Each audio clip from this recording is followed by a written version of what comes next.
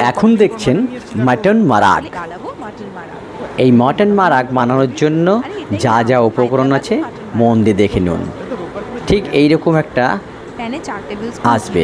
এবার একটু ঘি লাগবে মটন মারাগ বানাতে গেলে, বুঝলেন? অন্যগুলো না লাগলেও এটা লাগে। ঘিটা দেন, পাত্রে গরম হলে গলে গেল।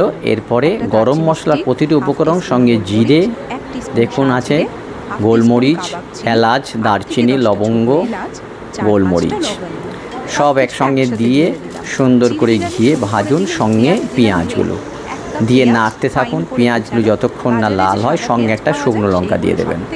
দিয়ে ভালো করে নাড়তে থাকুন। নেড়ে নেড়ে পেঁয়াজগুলো যখন লাল লাল হয়ে যাবে ওর মধ্যে মটনটাকে দিয়ে দিন। মটনটাকে দিয়ে বেশ করে ভালো করে নাড়ানো হয়ে গেলে ওর মধ্যে দুটো কাঁচা লঙ্কা ফেলে দিন চিড়ে। কাঁচা লঙ্কা